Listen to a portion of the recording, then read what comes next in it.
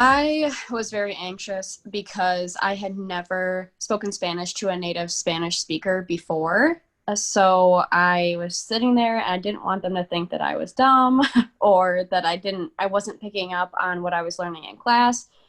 Because while I had some background in Spanish, we never pieced everything together and had actual conversations with other people. So I didn't want to come off as not knowing what I was doing or embarrassing myself, sort of in that sense. In class, like exactly as you said, like you have target vocab, target grammar. And so oftentimes, like at least for me, like the textbook perhaps or your teacher will give you very scripted interactions that you go through, and like you get to improvise a little bit, like you get to like insert your own, thoughts and feelings into those scripted interactions, but it's not nearly the same as like a more natural conversation, which like on Talk Abroad, you can have a pretty natural conversation with a native speaker. Like my professors provided questions that we could go off of in the Talk Abroad conversations, but like they were pretty normal questions. So you could just talk about like, oh, how does my city compare to your city? What's the weather like over there? Things like that. Like, and so it felt more natural. And then sometimes you could get into deeper issues as well. And like that gives you an opportunity to like stretch your vocabulary. And in the classroom, I feel like if you make a mistake, like you either get like the little sense of embarrassment because you've made a mistake in front of your peers, or perhaps you're being graded. So if you make a mistake, your grade goes down. Whereas in a Talk Abroad call, like as you're getting to practice, you're getting to make mistakes and learn from your mistakes. And it's not often that like you're going to be punished by a grading system for making mistakes. Yeah, some of the connections that really stood out to me were every time I would start a session with a new partner or somebody that I knew, I would talk about where I'm from and what they knew about the United States and what they knew about Florida, my home state. And I didn't realize how much we are actually connected with some of our partners. So it seems like some of these people are going to be completely different. But I've talked to people who've lived in my same hometown, but are, normally live in Germany. I've talked with people who travel to the same foreign destination in another foreign country. So it's very cool and it's very interesting just to make these random connections that you wouldn't think that you would have with some of your partners. Thanks for joining, everybody. This is a Talk Abroad workshop focused on implementing Talk Abroad in a 200 level curriculum. My name's Todd. I'm the president of Talk Abroad, and I've got Daniel here with me from Michigan State. Dan, you want to give us a quick introduction? Yep, my name is Daniel Trago, and I taught Spanish here in Michigan State for a bunch of years, and now am more into curriculum development and media production. I've been working with Todd for 9 years as an avid Talk Abroad user. So yeah, Todd, what do you have for us today? I think you want to lay out an agenda. Yeah, so this is the 6th of 7 workshops. The first 4 workshops were all focused thematically on different ways that Talk Abroad can impact a curriculum positively. The last 3 here are focused on implementation.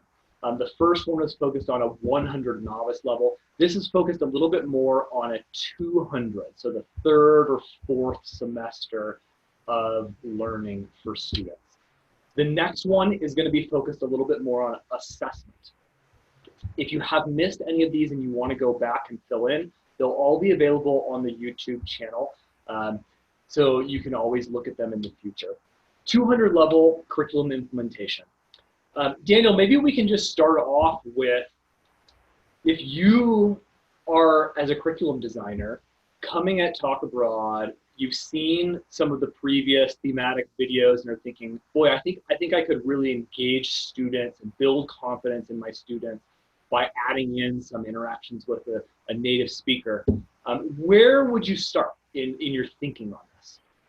Yeah, so I think first we just have to lay out like what the 200 level curriculum is, and maybe not just on our side, but on a user side who's thinking about implementing, and that's kind of assessing like number one, what level more or less are my students at, I mean, across the board in terms of writing, reading, speaking, listening. And then what are my goals? Like, where are we trying to get students to? So I think as we're getting ready to implement Talk Abroad and the thought of bringing these conversations, I think we always have to frame it around where are the students trying to go? Like, what is the objective? Yeah, Uh, yeah. And that's really going towards why. What are we trying to achieve with this activity? Perhaps you can give an example from your experience at Michigan State, where they were, what you were trying to do, and why you guys implemented Talk Abroad in, because you've implemented Talk Abroad in for 8 straight years or so. So could you unpack that a second? Yeah, so I would say the place where we have the most consistent and long-standing implementation of Talk Abroad in the Spanish department would be our fourth semester course. Um, so that end of 200 level, getting ready to go into a 300. And one of the reasons that we chose to bring Talk Abroad in the beginning, a lot of reasons, but I think one of those, and many of us face this hurdle of that sometimes there is a great divide in between a basic language program, 100, 200 level, and then an upper level Mm. language program where we get into now it's conversation and composition and into majors who might be looking in literature or linguistics, language in the workplace. So I think sometimes there's good articulation in the beginning and there's good articulation at the end, but a lot of times there's a gap in between those two. Not always, but it tends to be present more often than not. And I think That's part something of, that you noticed in your program. yeah, definitely in our program, and I've been to many other universities and done workshops, and it exists. And part of it is because you just need a lot of language to get into that 300, 400 level. And sometimes there's just not enough time in the beginning. And that impacted the way that you guys organized that fourth semester course. Yeah, and so we wanted to see like, hey, how can we maybe instead of always just thinking of it about like this, like the end of the basic, how do we start to make this a transition into the upper level? So we actually kind of even called it like a capstone course, like this kind of summarizes everything you've done, but propels you into what you're going to do. And conversation is probably one of the biggest things. So students who've been in a classroom who don't have a lot of exposure outside of the classroom in terms of interaction with speakers of a language, we were like, hey, that is like one of the X factors, like the piece that's missing. Mm-hmm. So we implemented 5 conversations, 5 half-an-hour conversations. And our goal, actually, towards the end, we went through many iterations where we would slowly change everything, was to even kind of get away from a textbook and base the entire semester around 5 conversations. Kind of daunting, right? Yeah, for generally, I am always astounded when programs will drop textbooks because they give you a plan. Yeah. If I understand correctly, it sounds like the purpose of your course that you were implementing Talk Abroad in was to try and help transition, if I can summarize, from just learning the language to kind of using the language, right? At that 300 level literature course, or on a study abroad, or whatever it is, you guys are thinking upper level courses, they're going to need to use the language. And so you wanted the purpose of the class to be to start encouraging the students along that journey of using it. Yeah, from a language acquisition, yeah. perspective, yeah, that like the only way you get better at speaking is by speaking. So you just have to start doing that. And so our stated goal, again, we're coming back to goals here, was that at least 50% of all students exiting the 200 level course would test in the intermediate mid-level of speaking, or have that equivalency. And we noticed in the beginning that they weren't there. Where were they? They tend to be more in the intermediate, low-ish. Again, the hard thing with a 200 level curriculum and why it's really important to know your context is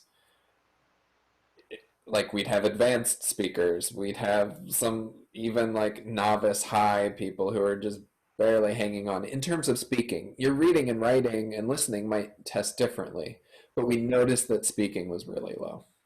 Yeah, and I'm sure that a lot of viewers can relate to that. You know, we work with a lot of programs where they'll have at the 100 level or the 200 level native speaker, heritage speakers that are coming into class and trying to learn some of the basics. And when you have that variety of people, that some are heritage speakers, some are learners that only read or write and have never spoken, and others are, you know, in the middle, there's some challenges there, and we can dive into that. So for you, your purpose was to start using the language, and how did that then flow down into how you implemented TalkAbroad at that 200 level? Yeah, so we've talked about this in the other session in just the 100 level, like how do you get started in the beginning? And that was kind of what we thought about here was like, okay, we want students to do conversations, but how can we maximize the potential for learning during those conversations?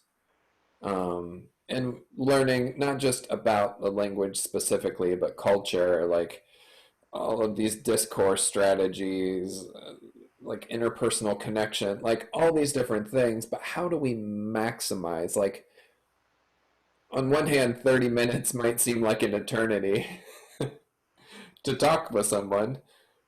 But on the other hand, in terms of like the language acquisition journey, it's nothing. Yeah, compared It's to tiny. somebody that travels abroad and lives in the language for a week, right? In a week in France, they might have 6 semesters worth of 30-minute TalkAbroad conversations or something. Yeah, So a week. The question of how do we maximize that time is very pertinent. So how did you address that at this intermediate level? What was the result of your brainstorming to maximize the experience? Yeah, so brainstorm number one was preparation. How can we prepare students to be successful and to maximize this time? And so we employed like a number of strategies to start out. Like we had one day where we just talked about Talk Abroad, not even about the specific activity they were going to do, like walk them through the software, show them the different partners, and then start to just kind of talk about like strategies and how do we use this. And then before every conversation, again, 5 conversations in a 15-week semester. One every 3 weeks. Yeah, there's a quick turnaround time, right? So we would spend those 3 weeks in preparing. Actually, we'd spend about 2 weeks, all right, because we did some reflection things at the end, which we'll get to. But like, how do we maximize what we're doing for 2 weeks to help prepare these students for this? So one of the things that we thought was really important was this idea of like group work and co-construction of it's not just like this individual thing where you go off and have a conversation and it benefits you. And I think this is really good, especially at the 200 level curriculum, because we're now at the spot, if I obviously am kind of putting in here that my students are at least in the intermediate level of speaking and the different types of language that they can produce and the different inquiries they can make, like we can really start to compare and contrast cultures, language use, answers to questions. So what we did, and I really love this, is students would have a group that they were assigned to for every conversation.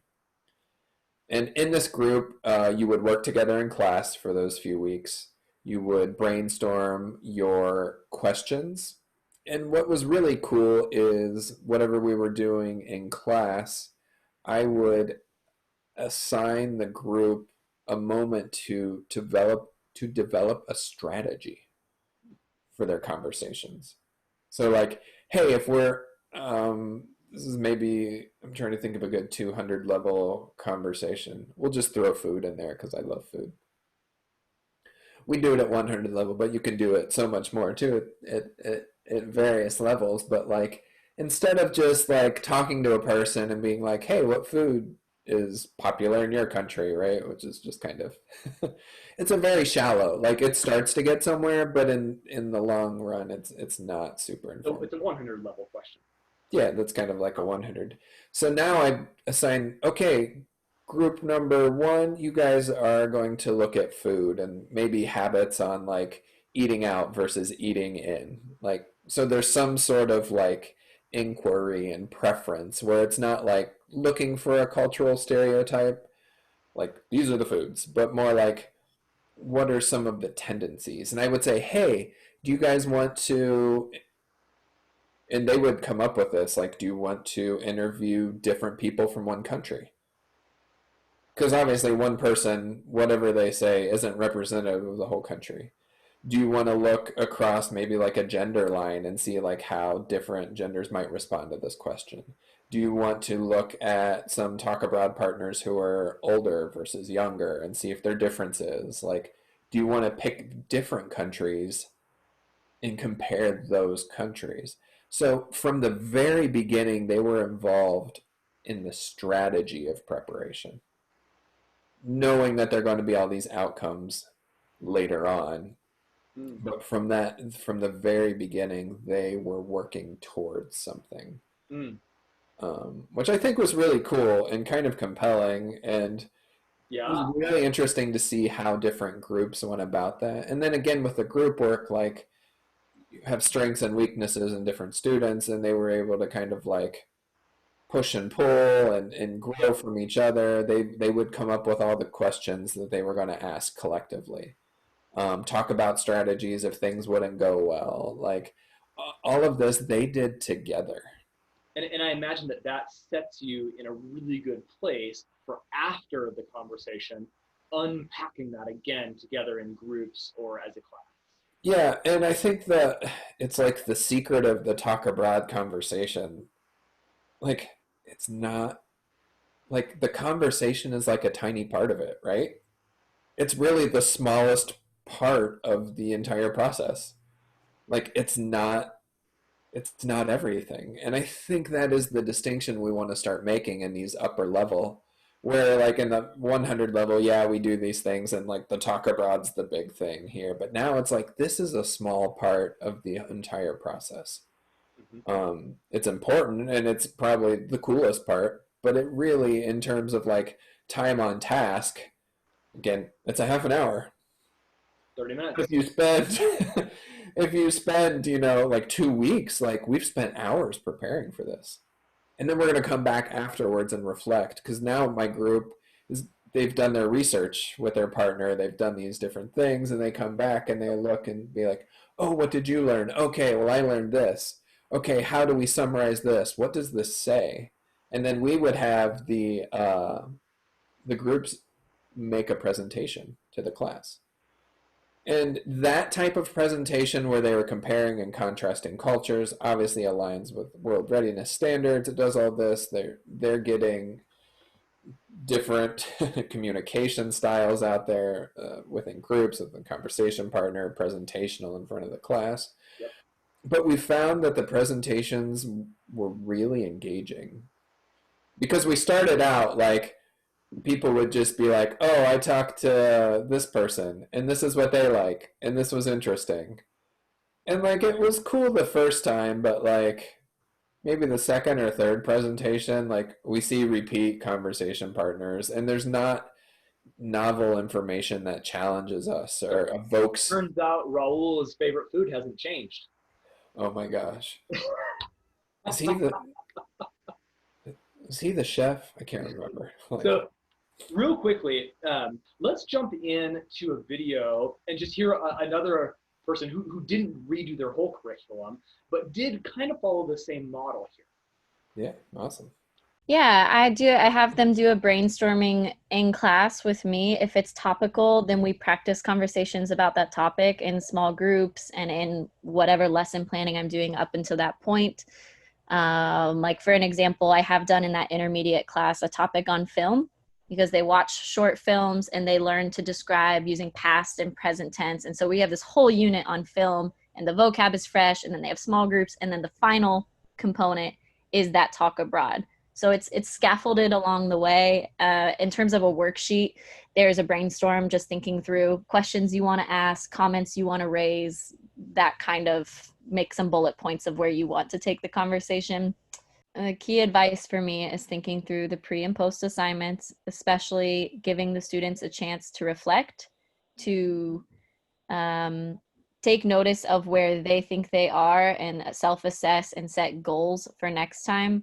I think that reflection piece is really what makes it an academic endeavor, especially in higher ed, as opposed to, it's great, it's fun, it's a cool thing to do, but building in the reflection and scaffolding it for them, I think is what really, for me, makes it a part of my curriculum that is very meaningful and contributes to their progress with their language wherever they go next. It gives them kind of a toolbox perhaps to use in the future.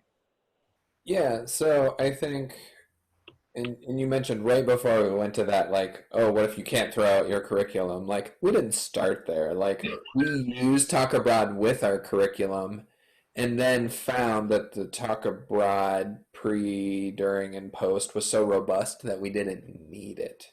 So it was actually a journey there, and I think Cecilia is kind of on that journey. So she said in the beginning, like, they're watching a film, right? And so, like, not just watching a film then to consume the film, but like, oh, how do we talk about this experience with our Talk Abroad partner? So again, kind of setting up that framework. So whatever you're doing in class, like, you don't have to, like, Talk Abroad can be very complementary to everything you're doing and just give you a yet another way to interact with it. So then students were thinking about the questions, like, what are we going to do? How do we talk about this? You're starting to get into those narration and time frames. So, like, again, Talk Abroad isn't just the space to meet you right where you're at, but, like, how do you start to probe into those more advanced level tasks? And then bringing everything back in again, that context that she mentioned is just so important. Again, students really want to know why they're learning what they're learning and, like, what application does it have. And sometimes with language learning, it's just a slow process. That, like, anything along the way that just helps you mark some of that, like, you get some, like, rites of passage almost, right? Like, I completed my 5th conversation on Talk Abroad. Like, there is sort of a rite of passage, right? They're like, oh yeah, I can do that, and that marks a stage in the journey, and I think that's really important. Yeah, she unpacked that as she was saying, reflecting on what happened and then kind of setting goals for where they're improving and where they're going. And some of that reflection, can happen just on the previous conversation. But then again, as you're saying, that rite of passage, that they're getting somewhere. We have a lot of programs where by the time they're at their intermediate level, they've done this in previous semesters. And so they can actually reflect back at that capstone or the end of the basic language program, go back and listen to their recording from their second semester, from their first semester, and reflect on their journey to the point where now they are operating at an intermediate mid level or an intermediate low level if they started at a novice low, and see an incredible amount of growth documented for them that they can reflect on. Well, let me summarize real quickly. Um, Based on, you know, you gave one really good example of a full curriculum implementation. Cecilia gave an example of Talk Abroad added into kind of a pre-existing curriculum. In both cases, it followed the same format. And this is a format that is standard in almost every successful Talk Abroad implementation. And that is some sort of preparation before the conversation. It can be in class, it can be individual, it can be short, it can be long. Then the actual conversation that's 30 minutes long at the 200 level, and then some sort of reflection where the student is taking a look at what happened, maybe listening to their audio recording, setting some goals or making a note of their improvement. That is the 200 level standard successful Talk Abroad implementation. It can be completely customized based on your curriculum, or you can use some pre-created preparation and reflection activities. So let's jump. One of the main goals of this video is not only to kind of articulate what a standard Talk Abroad implementation looks like, but also to point professors to more resources where they can dig in a little bit deeper.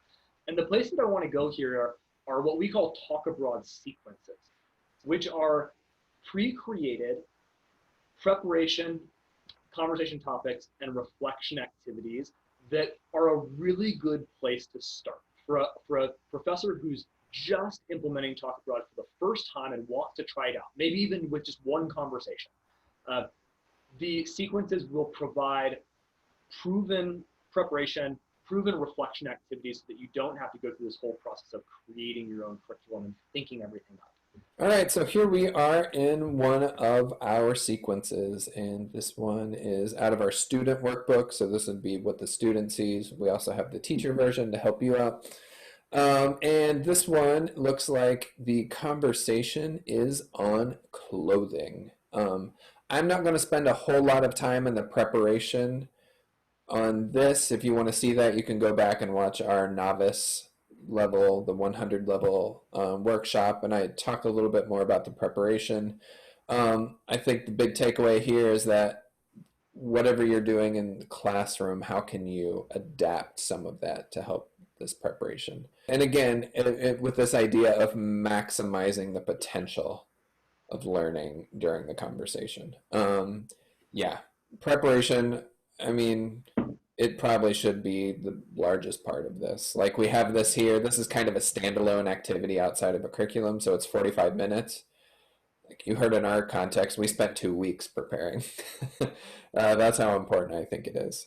So obviously we're going to kind of review the conversation, the topics. We're going to, here we actually have even a little bit of pre-research that we're doing, which is a little bit different than the 100 level, where we want to come into the conversation with some targeted questions rather than just some very general ones. So we brainstorm our questions and we get ready for our conversation.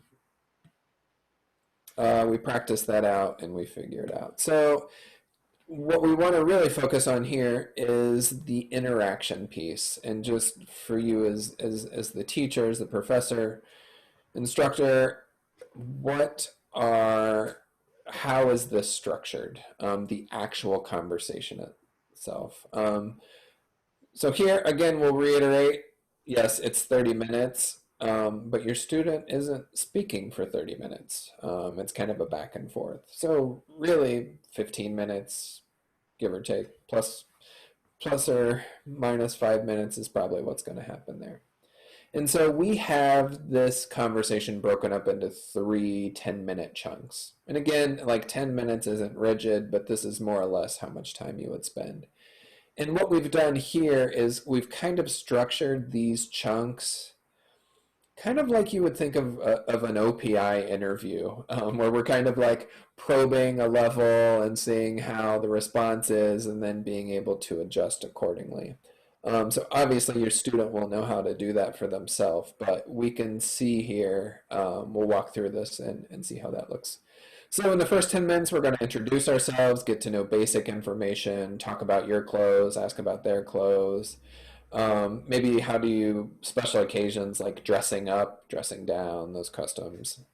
This is a fairly novice, intermediate, low conversation right now, right? Asking simple questions that are pertinent to me, and then giving information that's pertinent to me and asking about you, just very direct. But then we're going to start to expand this, and we're actually going to get a little bit more into an intermediate, almost even kind of starting to probe a little bit of that advanced level. So finding out what typical fashion norms are for students. So again, once you introduce the concept of other, it's not just you and your partner, that linguistically is a harder task.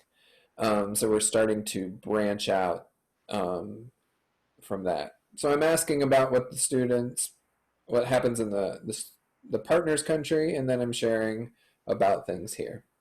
And how do these norms compare and contrast with age groups? Again, it's kind of that balance between intermediate and advanced here. And we'll see in the final 10 minutes how has fashion and clothing changed over the years.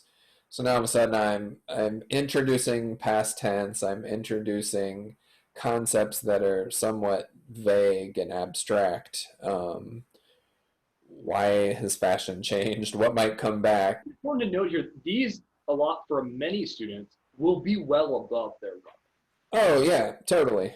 But the good thing to remember here is they've had preparation, so they're not being thrown into this way above their level without being ready. They've got preparation that they've done, planning and thinking about this, and they've got a supportive conversation partner who, once it gets to some of those more advanced, can carry a little bit more of the load and can help navigate between those two levels. Yeah, and not like a true OPI where this is just like sprung on you in an instant and you have to almost presentationally give this information. Like, yeah, I depend on you to help me fill in blanks. I've prepared this.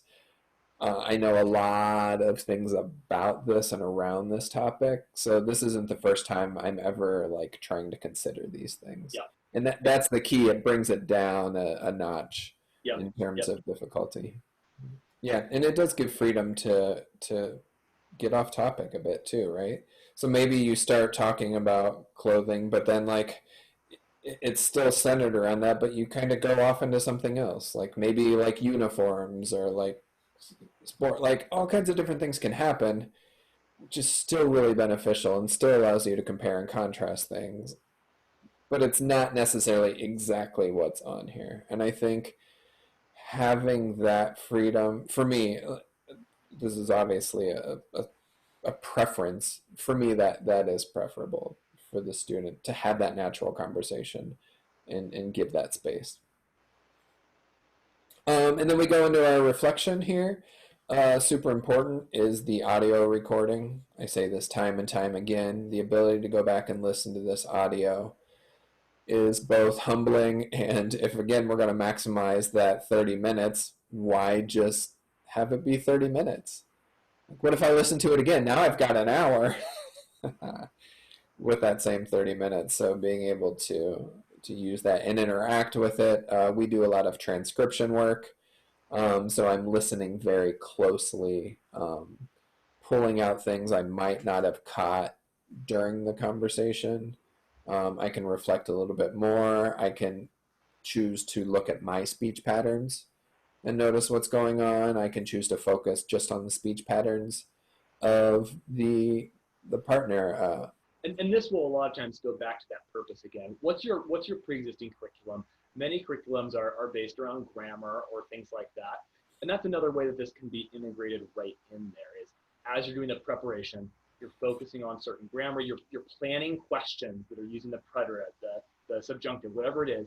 And then afterwards, you're listening, right? You're hearing, when did my partner use the preterite? When did they use the imperfect? Let's write these down. Let's talk about them in class. And in that way, the conversation is using the language. It's fun, it's engaging for students, and it's also supporting some of that class or some of that textbook learning that has to be in the curriculum sometimes, right? Sometimes there's just not flexibility to take out the subjunctive from the entire curriculum or something like that. And so this is a way that you can integrate that in a natural way. Quick summary here. We've just described kind of from a helicopter view a standard implementation of TalkAbroad, whether it's replacing the entire curriculum like Michigan State, whether it's a component that's complementing what you're already doing. The standard way to do it at the 200 level is to take a look at what the purpose of your curriculum is and then plan a series of conversations to support that purpose. Usually the average in intermediate 200, 201 level will be somewhere between 4 to 6 conversations. 6 would usually max out. Often we'll see that all down to 2 or 3, depending on kind of how your curriculum is structured. Each one of those conversations is almost always in a series of assignments, a preparation assignment, done in class, done outside of class, related to what you're already doing.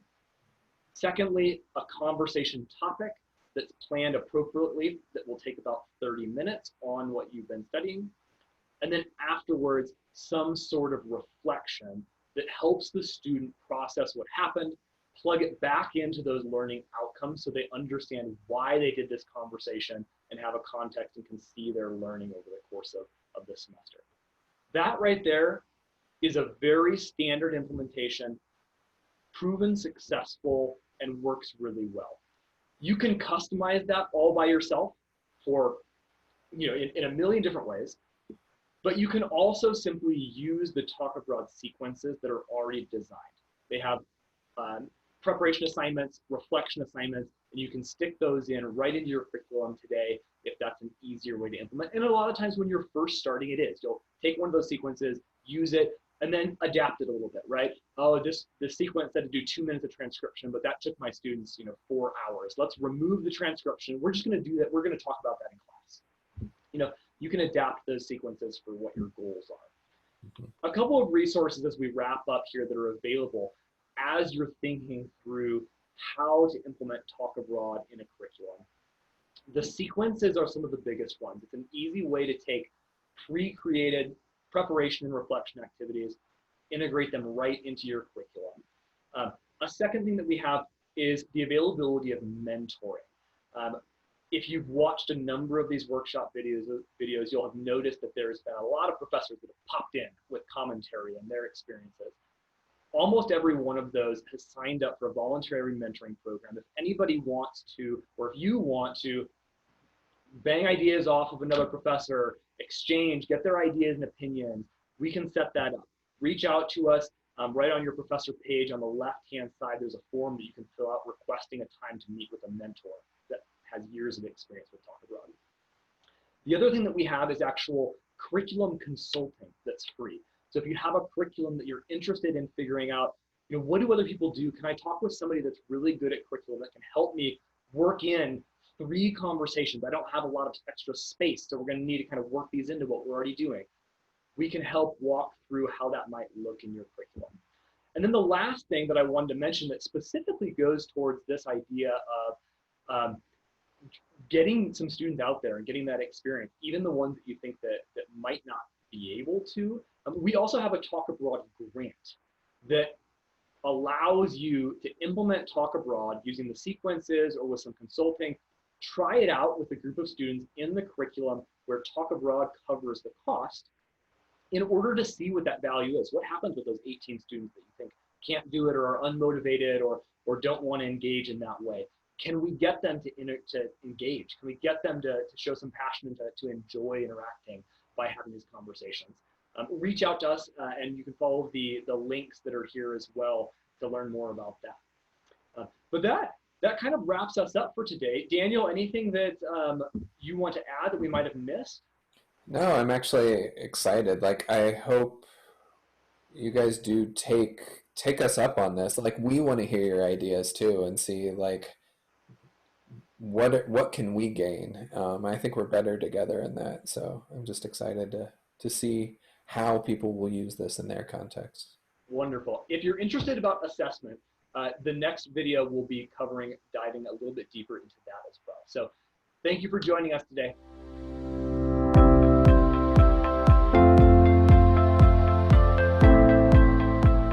Hi, and welcome to TalkAbroad. TalkAbroad is a worldwide community that supports students during their language learning journey by providing authentic one-on-one conversations with trained native speakers. In this video, we're going to walk through the process of setting up your class for the semester. Let's dive in. Go ahead and log in to your TalkAbroad account. If you don't yet have an account, you can create one from our homepage, talkabroad.com. On your professor homepage, you'll see the steps to get started. We're going to create a section for each class you are teaching, populate those sections with assignments, and then provide the necessary instructions to your students. Let's add a new section.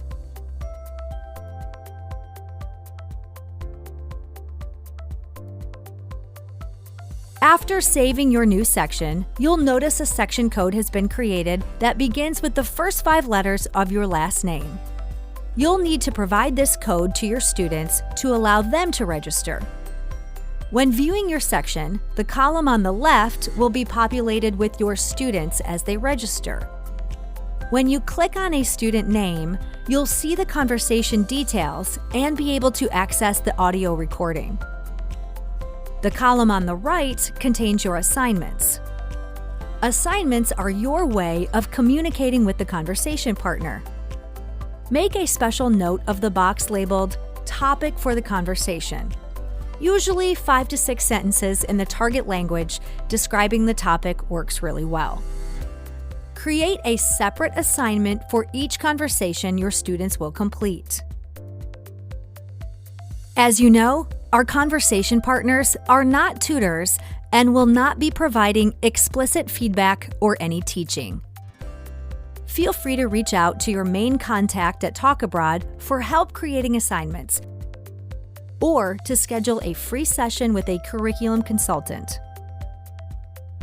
Before we end, let's quickly review the 2 things your students will need in order to get started.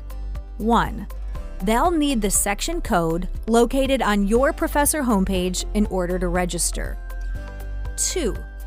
They'll need a link to the TalkAbroad student instructional video and instruction manual. With those 2 things, your students will have everything they need to register, purchase credits, and complete their TalkAbroad conversations. If they have any questions along the way, you can direct them to the support button on every TalkAbroad page. There will almost always be a live person they can chat with to get their questions answered. We want you to be able to focus on teaching. Leave all of the support to us. Well, that's a wrap. Thank you for joining us in this training session. We encourage you to explore all the resources available to professors, including our TalkAbroad sequences. Sequences are ready-to-use conversation topics in a sequence that includes preparation and reflection activities. They include both a professor manual and a student workbook. And don't forget, we're here to help. If you need anything, we're just a few clicks away by chatting with us on the website or emailing your main contact. Enjoy your semester with TalkAbroad. We look forward to hearing how it goes.